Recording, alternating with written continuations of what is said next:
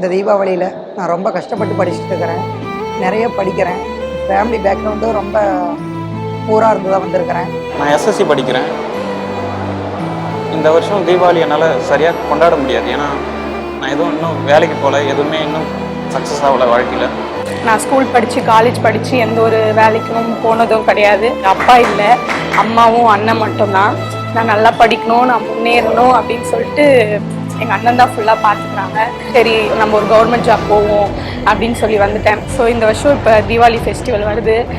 என்னால் அவங்களுக்கு எதுவுமே வாங்கி கொடுக்கவும் முடியல. இங்கே இந்த தீபாவளி எனக்கு சுத்தமாக ஃபுல்லாக ஸ்டடீஸ் மட்டும் தான் ஞாபகம் இருக்குது. மம்மி, அக்கா, அண்ணன், பாட்டி யாரோ ஃபோன் பண்ணாங்க. படிப்புன்னா சரி ஒரு நாள் தானே, ஒரு நாள் ஒதுக்கலான்ட்டு. ஒரு நாள் ஒதுக்குனா அந்த ஒரு வாரமே ஒதுக்குன மாரி எங்களுக்கு.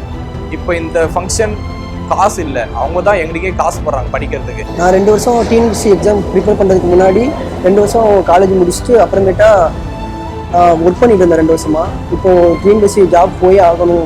ஒர்க் பண்ணிட்டு இருந்து நிறைய ஸ்ட்ரகிள்ஸ் நம்ம சொசைட்டியில் பீப்புள்ஸ்லாம் பார்த்தீங்கன்னா நிறைய ஸ்ட்ரகிள்ஸ் ஃபேஸ் பண்ணுறாங்க.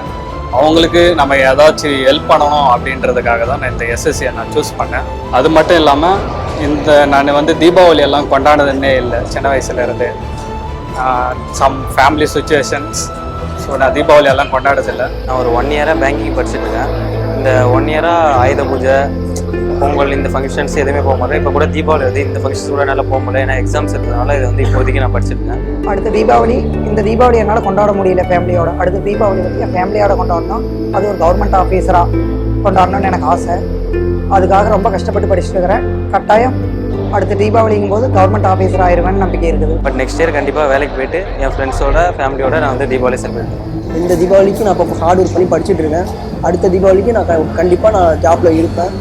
அதுக்காக ஹெவியாக எஃபோர்ட் பண்ணி நான் படிச்சுட்டு இருக்கேன். நெக்ஸ்ட் தீபாவளி நான் கொண்டாடணும்னா நான் இந்த எஸ்எஸ்சி எக்ஸாமை கிளியர் பண்ணிவிட்டு அந்த கொண்டாடுறது தான் என்னுடைய ரொம்ப ஹாப்பியான மூமெண்ட்டாக இருக்கும் என்னுடைய லைஃப்பில். அடுத்த வருஷம் இதே இடத்துல மறுபடியும் வேலை வாங்கிட்டு நிற்பேன்.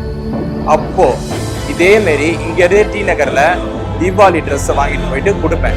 என்னோட ஆசை அதில் என்னென்னா அடுத்த வருஷம் நான் இதே டைமில் நான் வேலைக்கு போய் என்னால் முடிஞ்ச எல்லாத்தையும் நான் அவங்களுக்கு செய்வேன். இது வரைக்கும் என்னை வேலைக்கு போ அப்படின்னு எதுவுமே சொல்லி ப்ரெஷர் பண்ணாத அவங்களுக்கு நான் வேலைக்கு போய் என்னால் முடிஞ்ச எல்லாத்தையும் அவங்களுக்கு கொடுக்கணும். அதுதான் என்னோட ஆசை. ஸோ நான் நல்லா படித்து கண்டிப்பாக ஒரு கவர்மெண்ட் ஆஃபீஸராக ஆகிடுவேன்.